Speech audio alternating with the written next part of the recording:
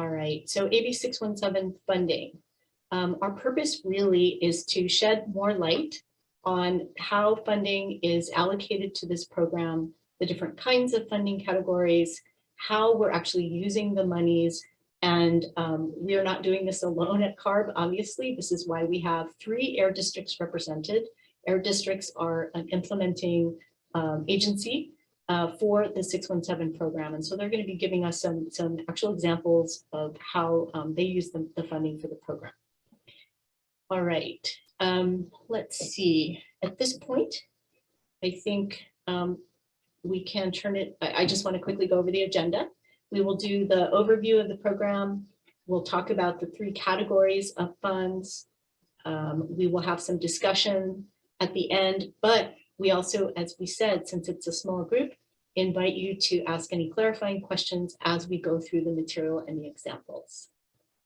I also want to just note that in our lineup of examples, we will actually hear from Suma Pisapati before we hear from you, Catherine, just to make a little bit of an adjustment in our schedule. And then we'll close right on time. If you need to zoom into the screen, here is a way to do that. You want to take your mouse and go up to the top of your screen, and you will get view options will pop up on the right-hand side. And go ahead and click the little arrow that appears to the right of view options, and it gives you some choices to zoom in. Cool. All right, Brian, I'm turning it over to you. Awesome. Well, thanks, Deldy, and welcome everyone. Before we get into the AB617 funding mechanisms, we learned from our last webinar a few days ago that it may be helpful to start off with a brief overview of the structure of the Community Air Protection Program and to highlight some of the main activities that this money is paying for. So just a brief background, the Community Air Protection Program was created by the California Air Resources Board to implement Assembly Bill 617, which was passed in 2017. So in addition to selecting overburdened communities for the development of the emission reduction and air monitoring plans, which I'll cover in the next slide, AB 617 required CARB and the air districts to create some better tools and processes to estimate and track local emissions of air pollution. There are also some provisions in the law to improve air quality data, as well as perform emission control technology reviews. And even though localized data and analytics are extremely helpful, which this program helps produce, it is critical for public agency staff like us at CARB and the air districts to really have a more authentic, almost visceral connection with the communities we work in. One example I think of is early on in the program when I was meeting with some West Oakland community advocates and residents to go over some draft slides that I prepared. And I was really hoping I hit the mark, and when I was getting feedback and direction on how to change them. And one of the first things that a resident mentioned is, well, I think you should have a picture of West Oakland on your first slide. And at first it threw me off because I'm like, I think I do. Like I had this nice like aerial view of the port and the rail.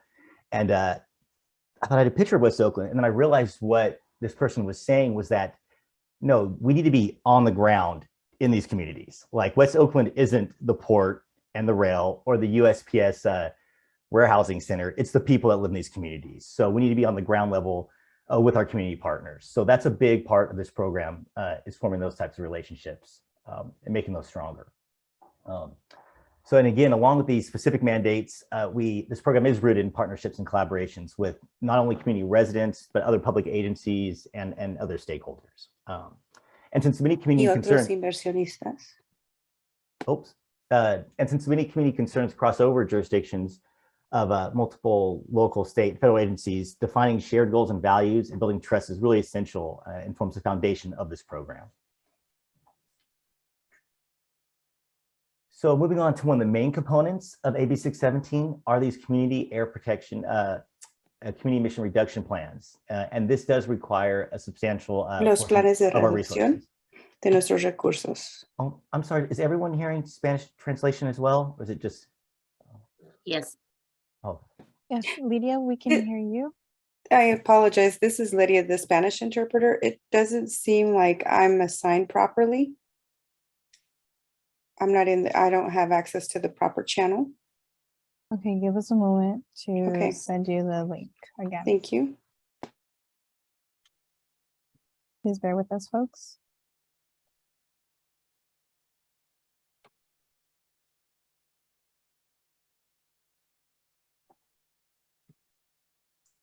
Can you try that now, Lydia?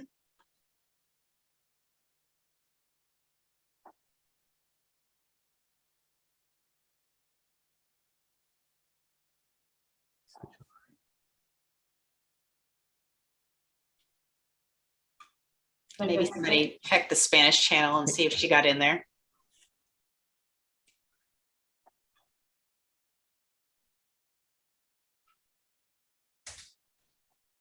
Okay, it looks like it's working from the chat. I see Lydia. Ooh, I think we're good to go. Awesome. So yeah, so a very big part of our program are these community emissions reduction plans. And so this slide just kind of takes us through the process of what happens when a community is selected for and then develops a CERP.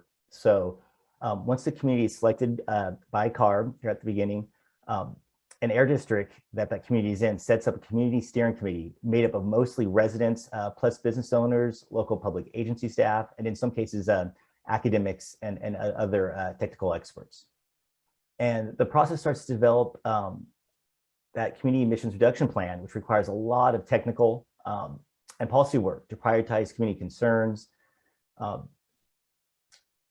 develop strategies to reduce air pollution emissions and exposure throughout that first year of planning and development. And once the CERP is complete, implementation begins. And this is a multi-year process. And our current guidance sets a 5-year implementation timeline, plus another 5 years of tracking progress. So really each community selection is an 11-year commitment to improve air quality and health from that year of development and then the 5 years of implementation and then kind of 5 years of tracking. Cool. Awesome. Well, now we can jump in actually to AB617 funding. So to accomplish the tasks I just summarized, there are 3 distinct AB617 funding pots represented here by different colored puzzle pieces. The first blue puzzle piece is for implementation funds. So implementation funds are used for administrative costs like staffing, meeting facilitation, stipends, as well as equipment needs like monitoring hardware and software. So that's this first kind of pot. The second green puzzle piece represents AB617 incentive funds, also known as community air protection incentives, or you may hear CAP incentives. These incentive funds are through cap and trade and are part of the California Climate Investments, which encompasses dozens of programs focused on improving air quality and health. So incentive funds are being used in communities on things like diesel truck replacement programs, vegetative barrier installation, and school air filtration projects. So all the incentive projects associated with AB617 are funded through this green puzzle piece. And the final puzzle piece represents the community air grants over here in purple. This money is dedicated to go directly to community-based organizations to work on capacity building or educational programs, as well as more technical projects like community-led research or air monitoring campaigns. One last point I want to make before we dive deeper into these puzzle pieces is that the California legislature assigns specific amounts to each of these puzzle pieces. And the legislature does this each year through the California budget process. And once that happens, money cannot be moved around between the puzzle pieces. Cool. We can start by taking a closer look at that blue puzzle piece, which were the implementation funds. And so as we see how these funds flow from the legislature to communities, it starts out with the appropriation process here at the top. And then CARB works with air districts through the California Air Pollution Control Officers Association, which is a group that represents all 35 air districts in the state to determine how implementation funds are split between the air districts. So that's kind of our second step here. And then the air districts can use these funds to administer the program. And again, on stuff like staffing, equipment, facilitation, and stipends. And then to close the loop, this final step is the air districts submit reports back to CARB summarizing how that money was spent. This next slide looks at what kind of amounts we have for implementation funding. So this figure looks at the amounts of implementation dollars allocated by the legislature over the first 5 years of the program. So on the left bottom, we start with 17-18, and then we go through 21-22. So again, the x-axis is the budget year, and on the y-axis, we have dollars and millions. And the yellow line here represents air district implementation funds, and the bluish green line are implementation funds for CARB, so the state agency that administers this program.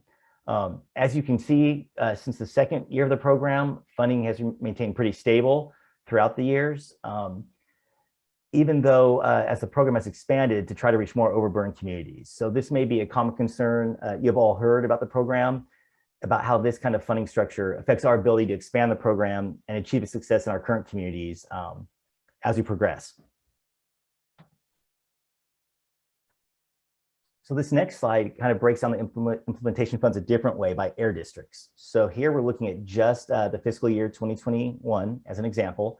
And the x-axis are the different air districts, starting with South Coast here on the left and moving across.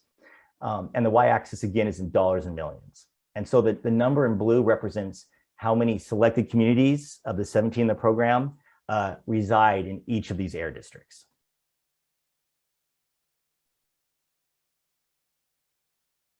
Cool.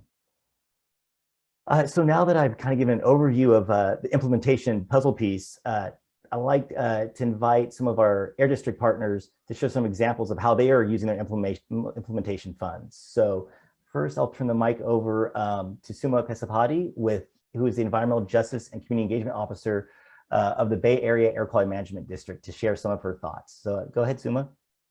Thanks, Brian. Can you hear me?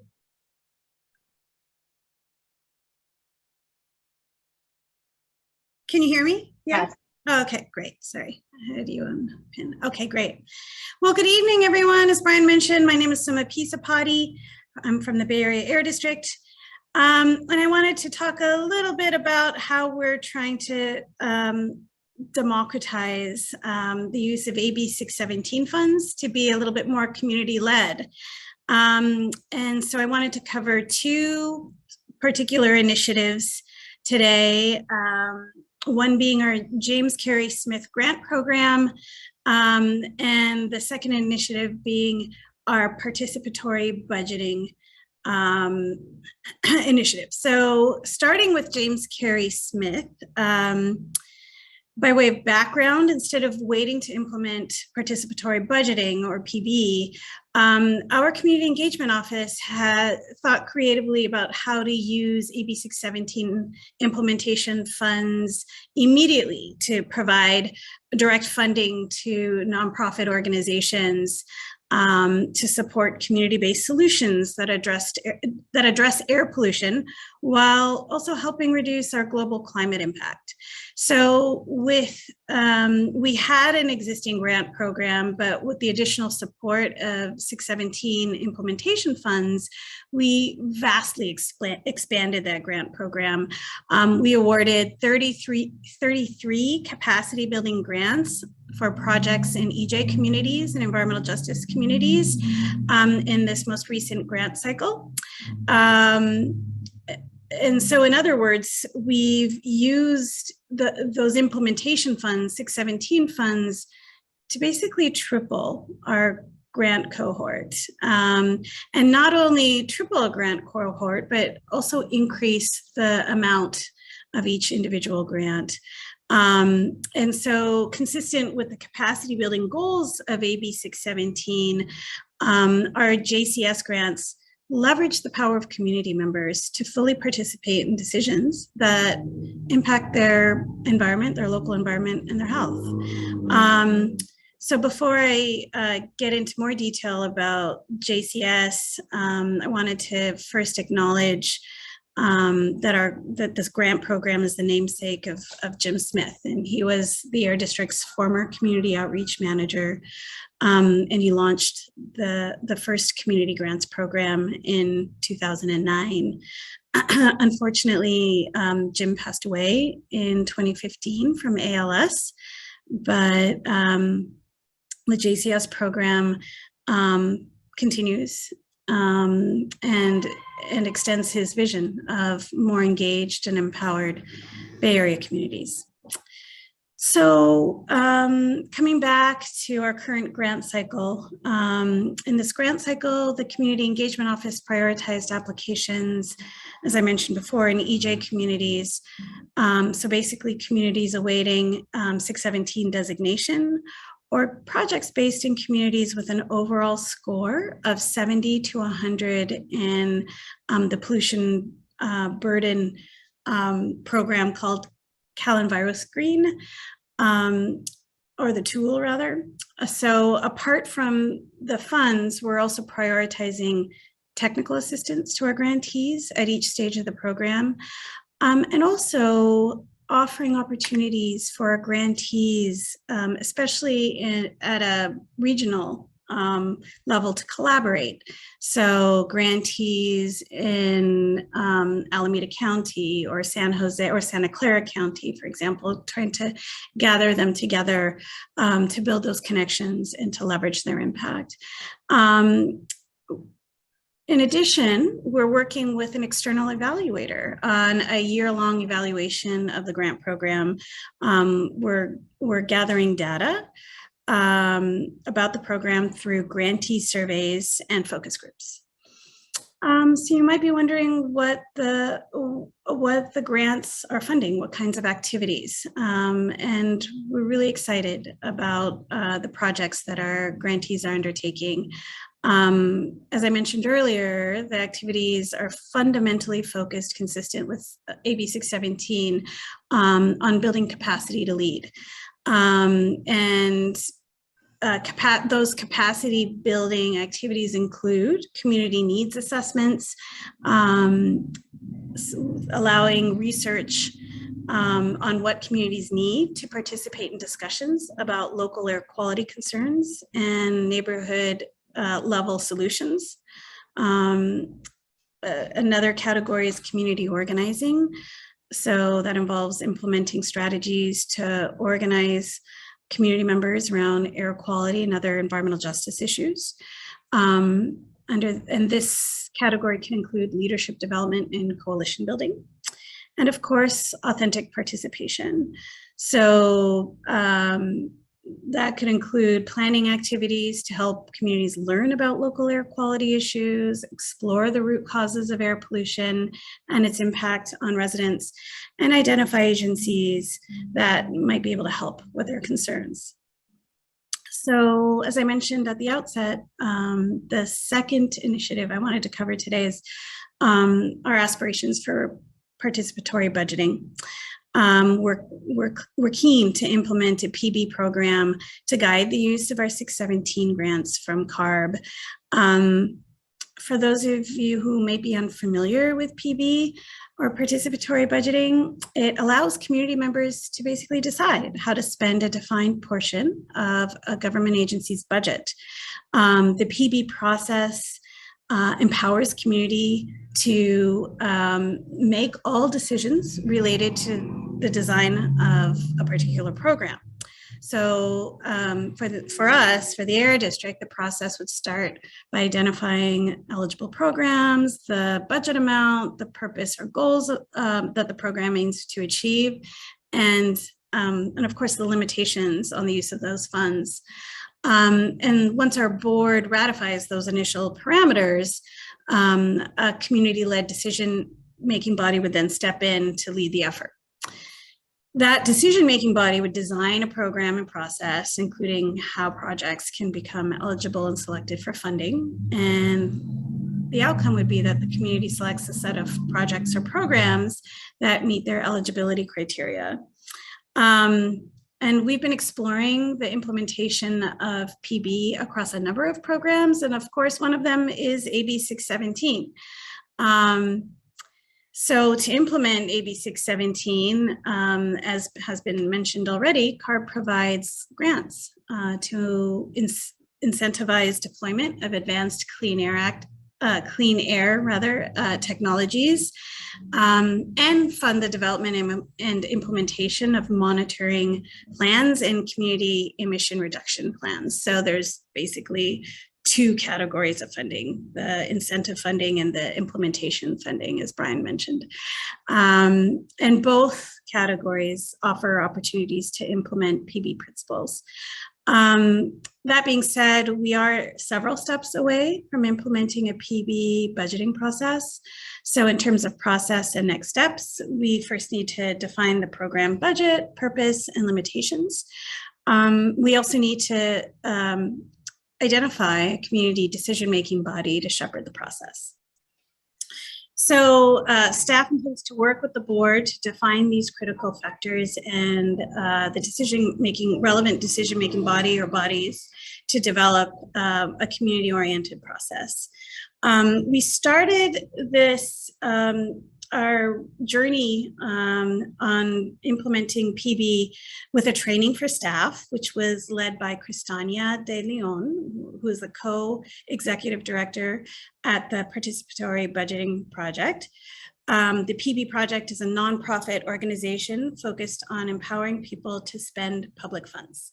We have an ongoing consultation contract with the PB project to ensure oversight and maintenance, and of course, integrity of the process. So to summarize our PB priorities moving forward, we're looking to assign dedicated staff to support PB and offer additional training and support to implement a PB program. That's it. Thanks. Awesome. Thank you, Suma. And we appreciate you being here tonight and yesterday as well. I think it's very valuable to hear from you. Thanks. So next, I'd like to turn it over to Catherine Higgins, and she's the Community Air Programs Director of the South Coast Air Quality Management District, to also share some of her thoughts. And Catherine, you mentioned, I think I might show that one slide you used last time, and you can let me know if you need anything else. Yeah, that would be helpful to reference. Thanks so much, Brian. So just good. a note, Catherine, sorry, let me interrupt. Before you begin, just one note. Can we kind of say, instead of using acronyms, can we try to say what the acronyms mean before using them, please?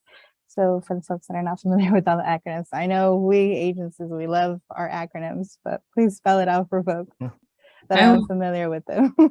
I will keep that in mind, Adriana. That may double the time of what I'm sharing. I know. Good evening, everyone. I'm Catherine Higgins, again, Director of Community Air Programs at the South Coast AQMD. So first, I want to thank CARB for scheduling this webinar. This is a really great forum to share out what we're doing at South Coast, but also just even from hearing, learning from our district colleagues across the state. So thank you for sharing, Suma. So what I'm going to be touching on, again, is implementation funds, and South Coast AQMD has been awarded $50 million in implementation funds since 2017 of the program, which amounts to approximately $20 million in years 2, 3, and 4 of the program. And as you saw in the prior slide on implementation funding has been flat over the existence of the program, despite the increasing number of communities. And as of Friday, we at South Coast now have we have 6 communities, with South Los Angeles being the last one adopted again Friday. So 6 in the implementation phase. So as Brian has shown in the prior slide, in accordance with the Ab617 funding guidelines and statutory requirements, our expenditures have been in categories that are pre-outlined, which is staffing, overhead costs, and the 2 I think that have the most flexibility are services and supplies, and also capital outlays. For each of our communities, as they are across the state, they're all different. And so the proportional expenditures in implementation categories vary by community steering committee based on their specific air quality priorities and based on the actions identified in their community emission reduction programs. So for services and supplies, for example, which include stipends, interpreter fees, and also facilitation services, not all of our communities require interpretation fees, and in terms of stipend usage, for example, it varies across each of our communities. Similar with facilitation services. With capital outlays, that includes things like air monitoring equipment, lab supplies, and based on input from our community steering committee members across the communities, we've expanded our air monitoring. We've also customized our data display tools for easier tracking by community members. And that's a continuous development that takes place as we have quarterly meetings with community members, and we learn of their input and requests based on what they're seeing, their lived experiences in their different communities. Now, in regards to transparency and reporting on implementation funds, from the very beginning of the program, we provided updates on the various expenditures across these categories, not only in community steering committee meetings, but also in annual reports that go to CARB and on each October of every year. And that information is accessible on CARB's Community Hub website.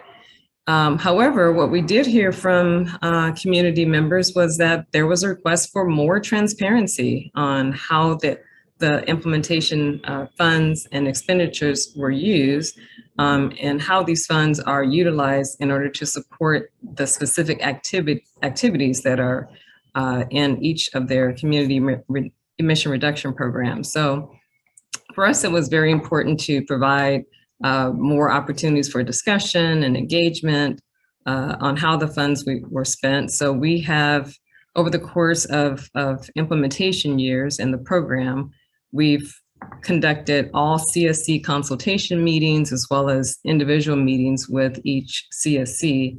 And that's been, again, since the beginning of the program.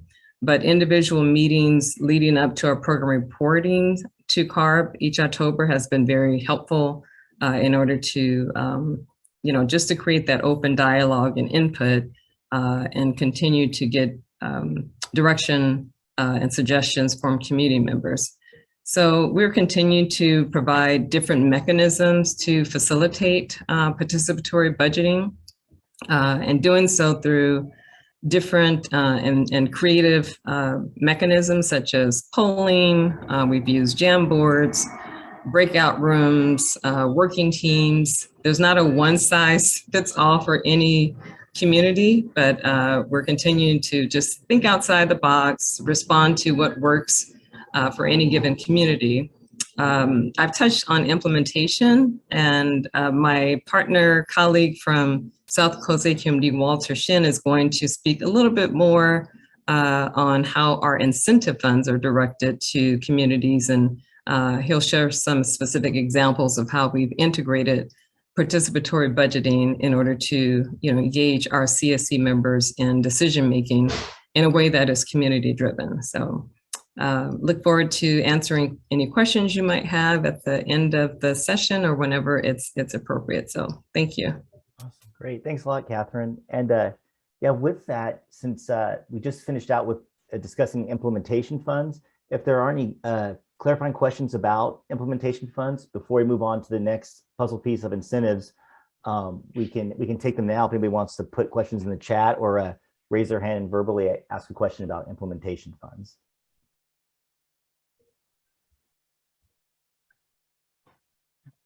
Oh. Well, there'll also be time at the end as well. So definitely, if you think of a question regarding implementation funds, there will be time at the end also. So with that, go ahead, I'll move on to incentives. Right, and I will say there's one quick question. I'm not sure if it was meant for Catherine specifically or if it was more in general. But they're asking, when will the CSC have face-to-face meetings? Oh, yeah, that is very specific. I think each community steering committee is deciding when they feel comfortable with doing that. I know that maybe Jessica Olson from San Joaquin Valley mentioned their Arbor Lamont committee, CSC did meet in person. They decided to do it once when they kind of were finishing up developing their emissions reduction plan. But yeah, if anybody from the Air District would like to offer any insight into the possibility of in-person meetings, feel free. I can speak on behalf of South Coast. For the time being, we are still remote. Our entire workforce is still in remote status, and guidelines are constantly changing here in our region. And there were plans to return to the office, and those have been pushed back just based on the recent numbers that we've seen in the rise in COVID numbers. So for the time being, just in informal responses we've gotten from our community steering committee members, they are not very comfortable with the thought of returning in person. So we're following that, rule of thumb, not only for what's in the best interest of protecting the health of our staff, but also respecting that of community members as well. So we're we're remote for the time being. Yeah, same here. We're remote. Even our Community Advisory Council is meeting virtually. We've had a spike recently on COVID here in the Bay Area. So, but hopefully we'll return to normalcy sooner. Yeah, and then I'll just add, as Brian mentioned, we got really lucky and we hit the dip, I think very fortuitously when we met with Arvin Lamont, but we did work with co-leads and community to see comfortability. But to both my colleagues' points, at this time, there's not another planned in-person meeting. Thanks you all. Yeah, it is definitely a fluid environment. I'd gone in the office 2 days ago, so I would have the fast internet connection for this presentation, and I was going to do it again tonight, but actually our floor was closed because there was some exposure. So yeah, it's definitely changing day to day. Cool. Well, on that note, we can get the incentive funds. So the second puzzle piece that we want to discuss are the cap incentives. So this is that green incentive piece we see here. We have this kind of football diagram that kind of shows how funds get from the legislature out to the communities. This may be a good time to try Deldy's Zoom command she showed at the beginning, because I know this is a little dense, but we'll try to go through it step by step. So we'll start here on the top half of the football, and we'll follow how money goes from the legislature through CARB and to the air districts, and is discussed by the community steering committee. So just like implementation funds, the legislature appropriates every year an amount of money for this puzzle piece. And then again, just like implementation funds, the CARB, us at CARB work with the air districts through CAPCOA to allocate the funds among the air districts. The next step is that CARB, in conjunction with the air districts, develop program guidelines, kind of dictate how the money can be spent. The next step is that money is then transferred to the air districts to use. And then the next step is that the community steering committee helps develop strategies and prioritize different measures to reduce emissions or exposure and help guide where these incentive funds go within the community. So that's kind of the first top half here. Now the second part, so this bottom half is kind of detailing or summarizing how money gets from the air districts and actually funds projects in the community. So after a project has been designed and developed, the air districts solicit applicants for the projects, which is this stage right here. And the way I kind of, an example of this would be some of our communities are doing vegetated barrier projects. So an applicant could be Tree Fresno in like the Fresno area that would apply to do this, or like an urban relief, like in the Bay Area, may apply for, you know, a greening or a vegetated barrier project.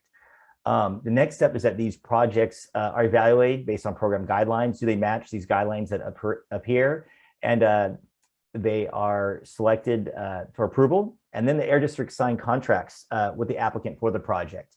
And another nuance I missed last time was that actually this is a point too where the air districts work with CARB to just evaluate these contracts at this point too, to make sure they align with the guidelines. And once the contract is signed, the air districts work with the applicant, the receiver of the grants. They inspect to make sure that the project was actually, you know, implemented and the money is spent on the project, and the air districts give the money to the applicant. And the final step to close the loop again, they're reporting. And I think I have annually here, but I think I might have screwed that up. So from the air district, is it semi-annual with those? Or maybe it is annual reporting. I know there is some semi-annual reporting on some of the projects. I should just get my mouth quiet and just said reporting. But yes, at least annual. It might be twice a year. So there are a couple points where the air district works with CARB to confirm that the guidelines are being followed for the incentive funds. So how is it determined how much incentive funding goes to each air district? And up to this point in the program, it has kind of been allocated based on these principles listed here, these bullet points. And the starting point of which is that the funds for the first year of the program, the California legislature actually is really specific about how much incentive funding each air district got. So what we've kind of done is taken that first year allocation from the legislature and then kind of tweaked it based on, you know, CARB board direction and kind of a needs analysis for air districts based on the number of communities, that have been selected that they work with. And when you look at kind of these considerations, these first 5 bullets, you know, looking at communities that have been selected, ones that may be selected coming up, making sure smaller air districts have incentive funds so they can implement projects in their air districts in disadvantaged communities. Also, there's direction that of this money, we want 80% to be spent in either disadvantaged or low income communities is also consideration. So when you kind of sum up all these bullet points, this bolded one here at the bottom, it's kind of the primary consideration for allocation of these funds is based on the population of disadvantaged communities in each air district. And this next slide kind of breaks down CAP incentive funds. So this is looking at the money that has been spent on incentive funds across all air districts as of May 2021. And what we have here, again, we have the air districts across the x-axis, starting with South Coast and moving right, and the dollars and millions up the side. And so each one of these bars is a stacked bar, so it's broken down. So we actually identified if incentive funds were spent in a selected community kind of by this color coding. So an example for South Coast here, we see that this brown section of the stacked bar represents incentive funds that were spent directly in projects that were in the Wilmington, Carson, West Long Beach community. And again, this gray area represents money that was spent outside of selected communities. But again, 80% of this by mandate has to be spent in disadvantaged or low income communities. And again, the dots here represent the number of selected communities in each air district.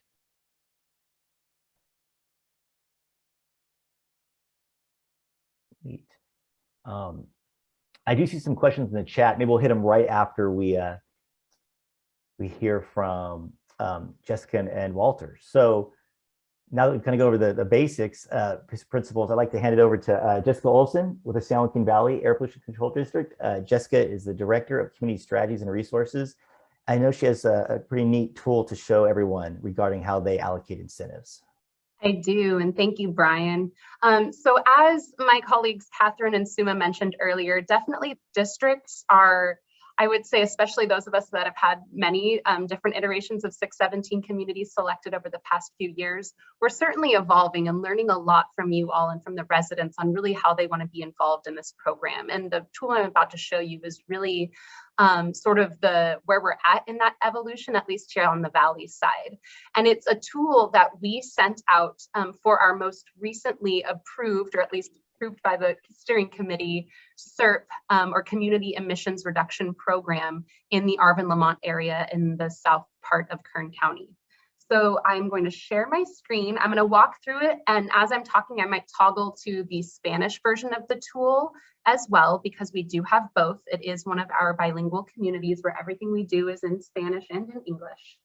So what I'm sharing with you right here is a tool that's akin to what Suma mentioned earlier in having community members really be a part of the budgeting process. And in this case, we're talking about the incentives budget for the Community Emissions Reduction Program for this community.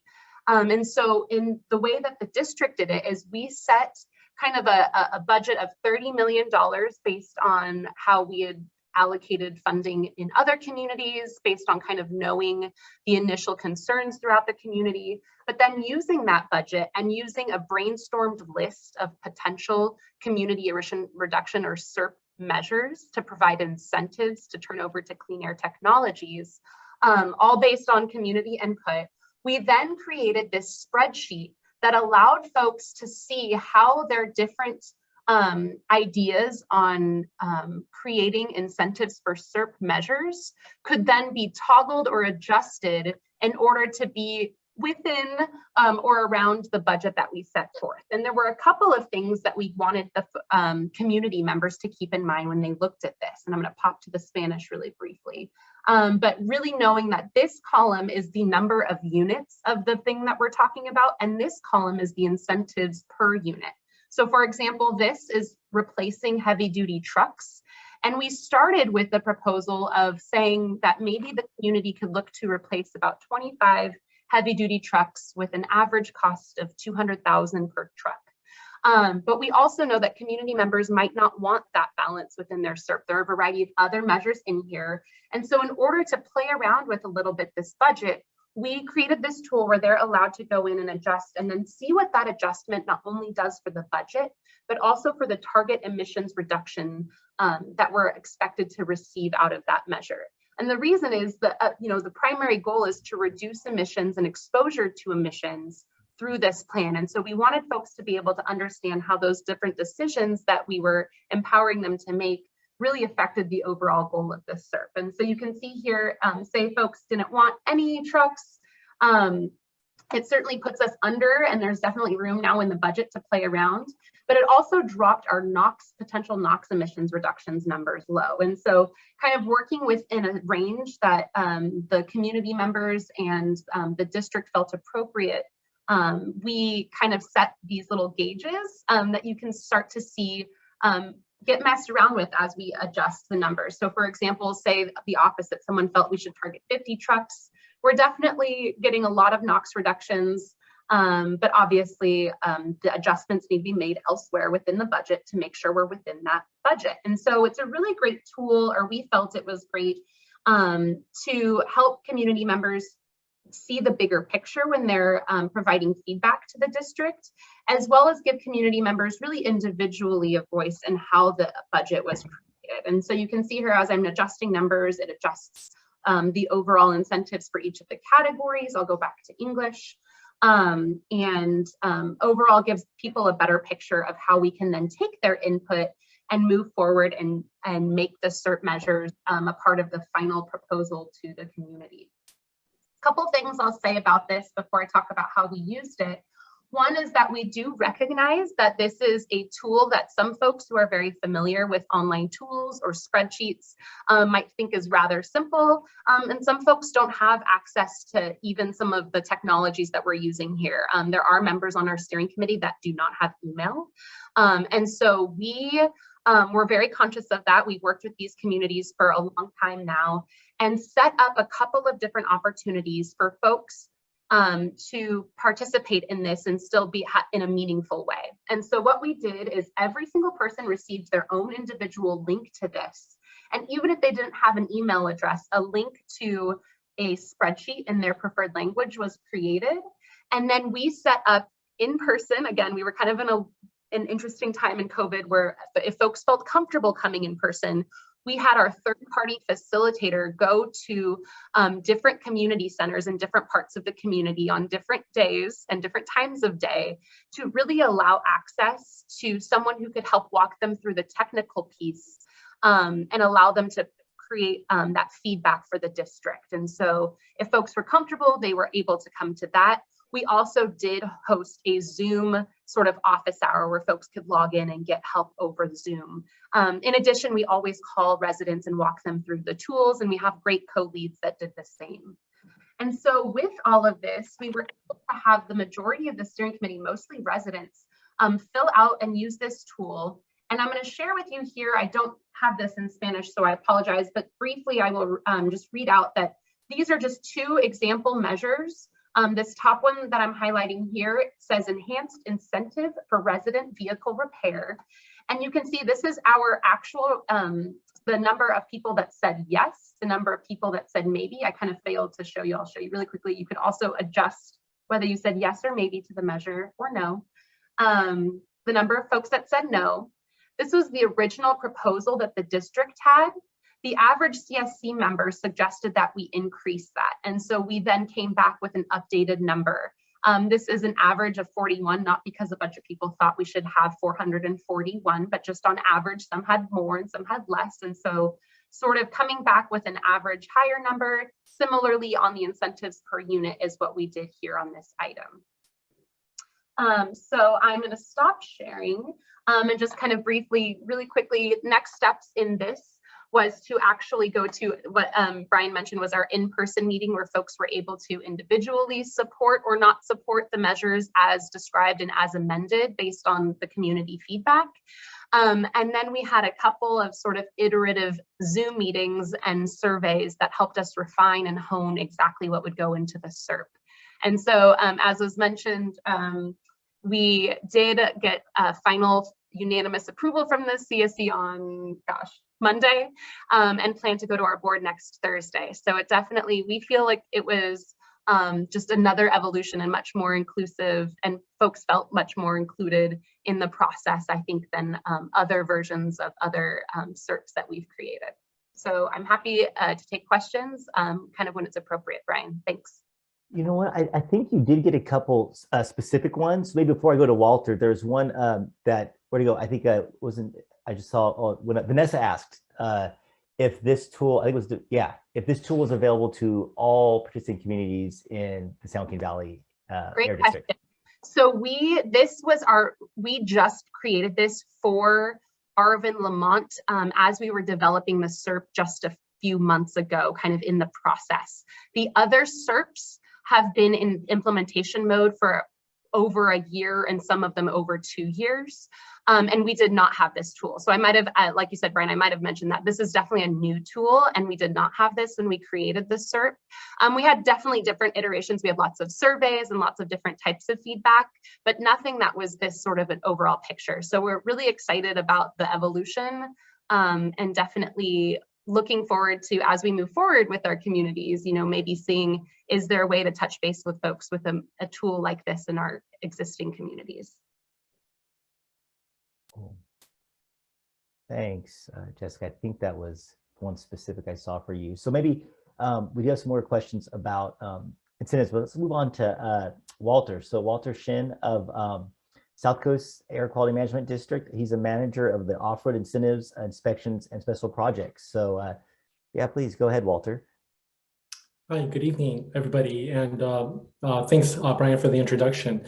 So I kind of wanted to just reframe this webinar. The slides left off on how incentive or CAP incentive funds are being used. And here at South Coast AQMD, as one of the managers here in our Technology Advancement Office, I wanted to emphasize that our CAP incentive funds are being used in one of two buckets, right? The first bucket, if you consider, it would be mobile sources.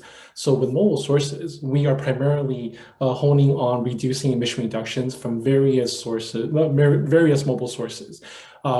Generally, we are implementing and using the Carl Moyer and Prop 1B guidelines to assess, evaluate, and execute contracts with projects including on-road heavy-duty trucks, infrastructure, to marine repower projects, all the way to off-road equipment, including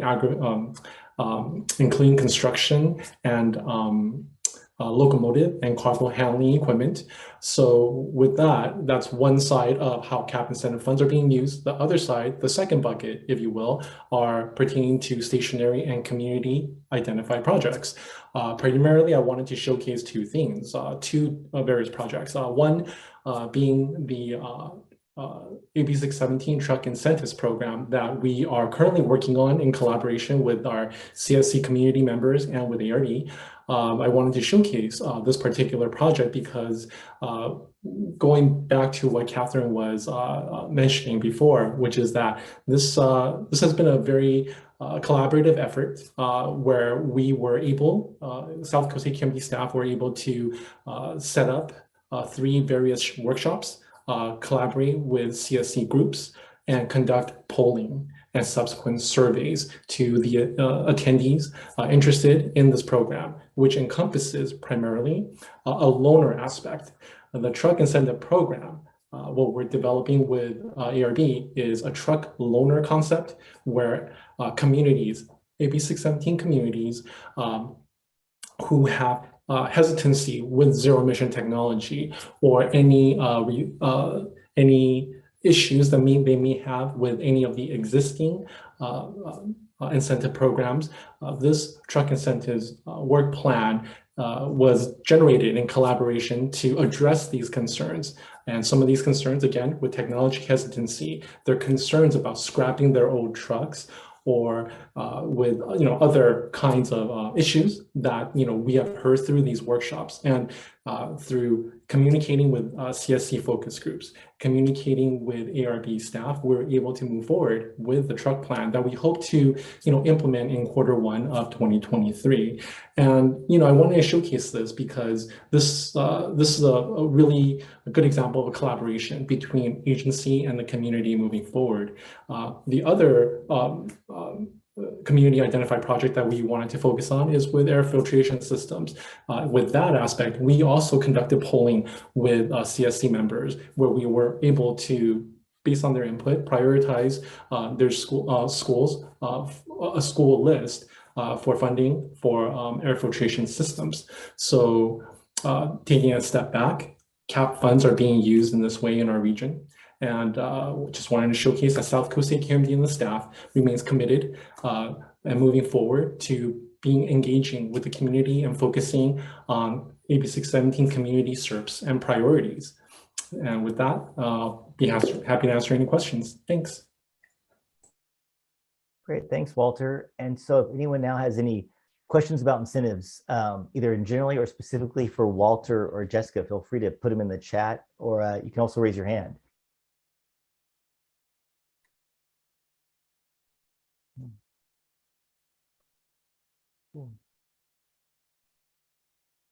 Awesome. Well, I don't see any. I do see some, it looks like they may be answering the chat. We did have some about a question about El Centro being part of the San Ysidro region from Jasmine. I believe if this is the El Centro in Imperial County, it is part of our first year community, which we actually is called Calexico El Centro Heber. I can show a map real quick to see if this is the same one. I don't want to take up too much time, but if just an example here, if you can see this map, we can see El Centro is part of that first year community. So if people are interested, we can send maybe links to our communities pages so people can check out the maps. Just want to welcome Olga. Welcome, Olga. Thank you for being here, and great to see you're connecting with Jasmine. And that is part of why we want to bring these conversations together and just have exchange across the community steering committees and us in Air District. So thank you again for being here. Great. Cool. Awesome. So I guess now, as I figure out my Zoom controls here, we can go on to the last puzzle piece. So, which is, here we go. So we've talked about implementation and incentives. Now we're going to move on. The final puzzle piece was our community air grants. And with the community air grants, this is unlike the first two puzzle pieces, whose funds move from the legislature then through CARB and the air districts to be utilized. These go directly to community-based organizations and nonprofits. The community air grants can be used for capacity building, educational programs. We have some that have actually developed community operated air monitoring, in addition to the community air monitoring that the air districts are doing. There have also been some that kind of involve community-based research. And again, unlike the other two funding pots, in general, money is allocated to this specific puzzle piece by the legislature every year. This slide here summarizes the amount of money dedicated to the community air grants for each year of the program, and actually the budget bill where this money was allocated is listed in that budget gap column, the third column going down. So you can see the amounts that we maintained pretty stable, around 10 million a year with the community air grants. But luckily we have Natalie Spiegel here, who is from our Office of Environmental Justice, and she really leads the administering of the community air grants. So she can fill us in more specifics about how the community air grants work. Thanks, Brian. And let me know if you guys can't hear me. This is my first time with the headset. So, all right. Hi, everyone. As Brian mentioned, my name is Natalie Spiegel. I'm one of the staffers working in the Environmental Justice Unit on the Community Air Grants program. So I'll really briefly kind of walk through community air grants and kind of opportunities to get involved in our program. But to kind of quickly provide a really broad overview. So firstly, in order to be eligible for a community air grant, you either have to be a community-based organization or a California tribe. So the purpose of community air grants is really to provide community-based organizations and tribes in California with the resources to engage their communities and secure that technical assistance to support community-driven efforts to improve local air quality. We really hope to accomplish this through kind of grants that build the capacity in communities, which could include, development of methods to acquire new or better information regarding air quality and related health impacts, facilitating greenhouse gas emissions reductions, and identifying or implementing kind of measures to reduce air pollution in disproportionately impacted communities. So kind of projects we've seen in this program are really kind of technical or educational in their focus. Some examples of some of the projects are, community engagement and air quality education, developing partnerships and coalition building for the purposes of AB617, and then kind of projects that fall on the more technical side. Examples we've seen kind of include that community technology assessments, technical training and implementation, and community air monitoring, which I think Brian kind of already mentioned a little bit. But so far in our program, we've had 3 requests for applications so far with 3 years of awardees.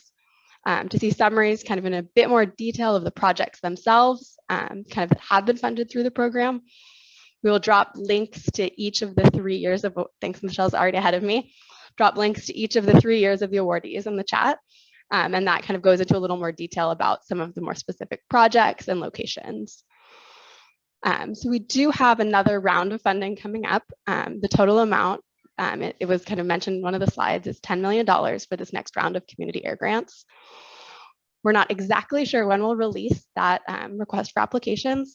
The best way really to stay kind of up to date on both the community air grants and kind of what the Environmental Justice Unit is doing in general is to subscribe to our blog, or directly, I can put my contact information in the chat after this, as you can always reach out to me directly. But Michelle also just put a link to the blog in there to subscribe for those direct updates. And then really to get involved in our program, kind of our process starts with kind of releasing a draft request for applications that we'll post. This is kind of a really important time period for our program. We ask for community stakeholder feedback on the application or the request for applications itself, and kind of what we're proposing in it. And then we'll also hold workshops and webinars to kind of get that feedback and to provide an overview, really to provide an overview of kind of community air grants and what we're looking for, and then kind of really how to submit an application to us to make sure you can submit a complete application. And then kind of taking into consideration all of the feedback we hopefully receive on our draft request for application kind of during this period of engagement. We'll kind of edit and update it based on those comments, and then we'll finalize it. Once we finalize the request for applications, we'll publish it, and applicants will have 90 days to submit kind of that full, complete application to our program. I know that was a really quick overview of air grants and kind of what's coming up for air grants. So happy to answer any questions that anyone has on that. But I think pass it back to you, Brian. Well, thanks. Yeah, and if there are any specific questions about air grants, feel free to ask them now, like even in the chat or verbally. And we should actually have a little time at the end as well.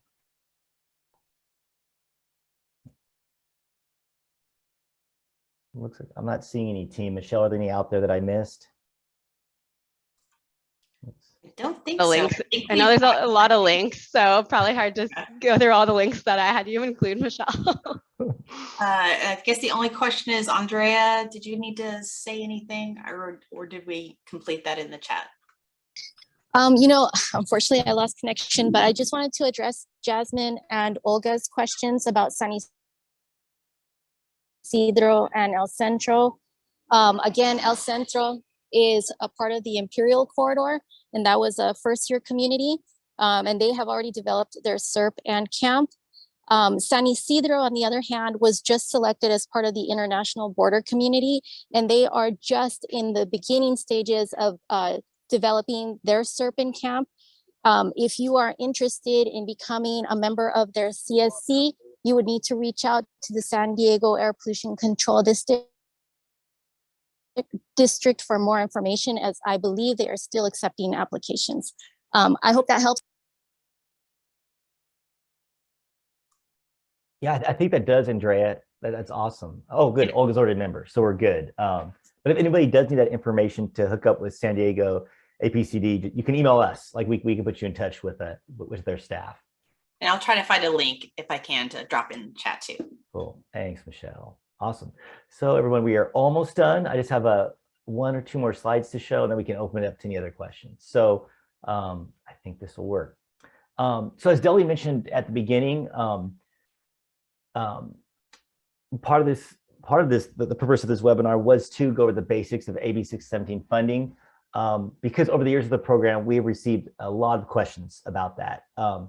So as part of that process, we've been collecting these questions, and we actually developed a frequently asked questions document. And this is just on the left side of this is just a screenshot of the front page of it. And I think it's been the links. I think Michelle's put the document in the link. So we would like to see if, and it doesn't have to be, immediate to go through this document, but we do also have an email in the document that if you have any questions or concerns or edits or additions, like other questions that we can add to this document, because we really want to make this a valuable resource that community members can look at and maybe get some of their questions answered regarding AB617 funding. And I just wanted to also kind of promote this right side is a snapshot of a table that is at the end of that frequently asked questions document that really breaks down those three funding puzzle pieces. So implementation, incentives, and community air grants, and it lists out the dollar amount for each year and how much money was allocated to each air district. So that's a pretty good resource as well. And so any feedback on the presentation or the frequently asked questions document, we would greatly appreciate it. And with that, I think we can move on to the general discussion, and I can either hand it over to Delby to kind of facilitate that. If anybody has any questions or comments, please ask or put them in the chat. Yeah, thank you everyone for sharing your examples, and to everyone who's here, who's not CARB or the Air District. Thank you so much for your patience as we just shared all this information.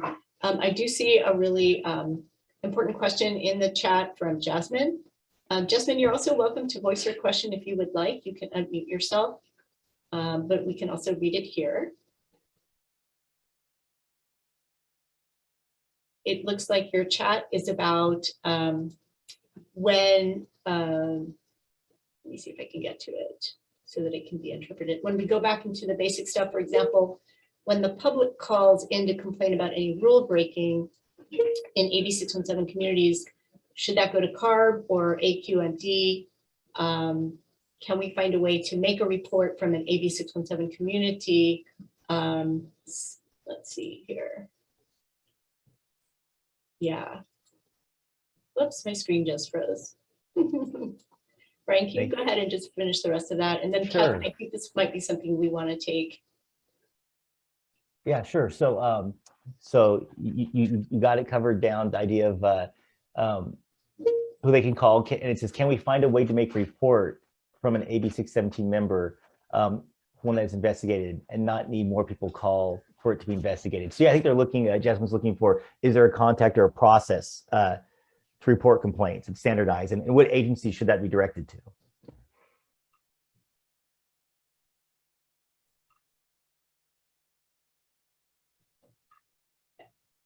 I will say, Catherine, while you're kind of thinking about that, I know, Jasmine, that in a lot of the air districts, there's nuisance ordinances that do set out what is required in order to trigger a response.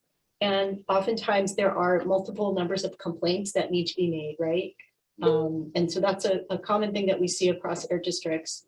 But I understand what you're saying. It's like within the 617 community, particularly since we all are trying to really focus our attention and resources in one specific place together, what can be done to try to elevate concerns that community members have that are in the 617 community?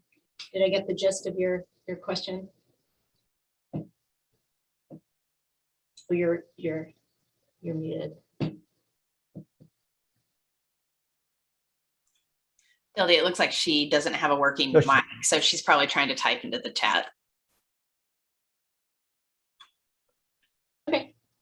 Hildy, I can elaborate just a little bit from South. So for each of our communities, we have community liaisons. who can be contacted directly. They have great working relationships with each of the CSC members. This would be in addition to contacting or going through our 1-800-CUT-SMALL number, which is a centralized location that they'll do the first step for any complaints that come in. But supplementing that, our community members are very much in touch with their liaisons through our legislative and public affairs division. So that's for South Coast. That's the process that we have in place. The 1-800-CUT-SMALL should be the first step.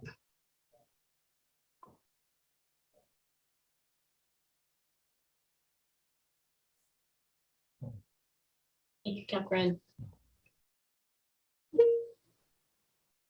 All right, so we do have some more time. If there are any questions that anyone has or any comments anyone has, we do have the materials online that Brian worked through about our frequently asked questions. We're happy to add more questions that folks might have. Oh, I do see a question from, is it Aileen? Eileen? Can CSCs receive money for their Serps multiple times, or is it a one-time allocation? So I'll give this a shot, but first I just want to preface it by saying we are still implementing this program. And when we select a program, we and the air districts, we make an 11-year commitment to that community, right? In the first year, if not a little bit longer, the community writes a plan. And then once the plan's approved, we have 5 years to implement that plan using that initial allocation of funds that the air district has made based on what it has gotten for all of their communities. And then there's another 5 years after that to monitor the progress from the effect of those strategies being in place. And so we really want to be able to maintain that commitment to each of the communities that we've selected. At the same time, we know that there are many, many other communities that are also eligible to be selected.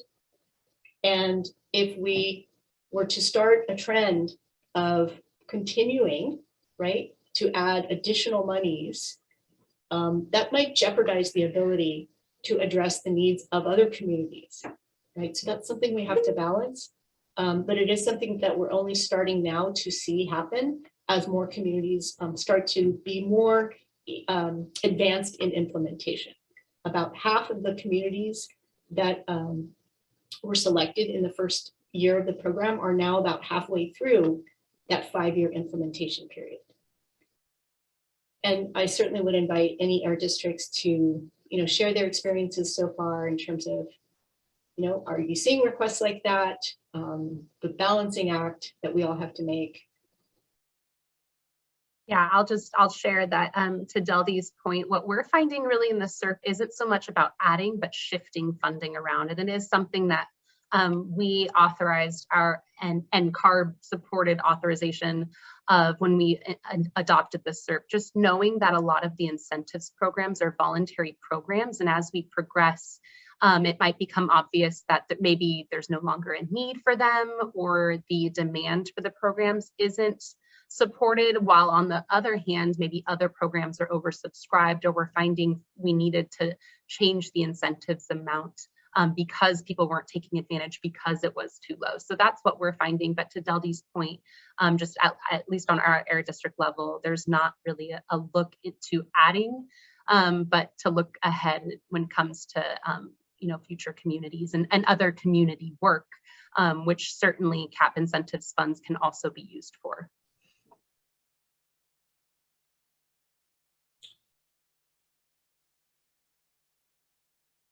Thanks for that, Jess. Just also want to lift up that Adriana did post in the chat, going back to our other question about complaints, that CARB also has a program for investigations, and that there's also an 800 number there as well. Thanks, Adri. Other comments or questions?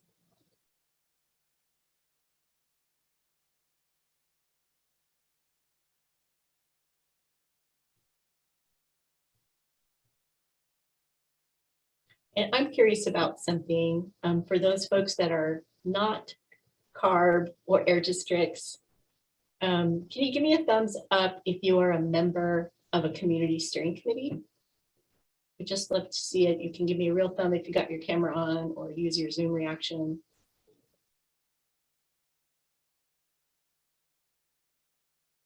I see, Jasmine, you've renamed yourself. Gina, I know you're in South LA. Just curious who we reached out to for these webinars to every community steering committee. All 17, hopefully, got the news through our air district colleagues. We also invited the members of our consultation group on 617 and certainly all air districts. And we also pushed this out on our EJ blog. We will be recording, we have recorded, and we will be posting the recording of both this session and the one we held on Thursday online as an additional resource for folks. That excuse me, that recording will be posted at the budget webpage, which I just dropped a link to. And signing up to that EJ blog is also a great way to make sure you get notice for the next round of community air grants. All right, Southeast LA. Any other comments or questions?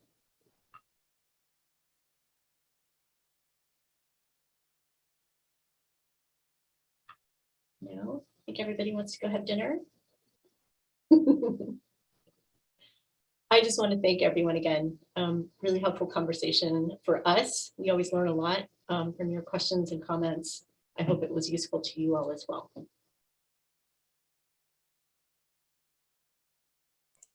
Thank you. Thanks, everyone. Thank you. Thank you.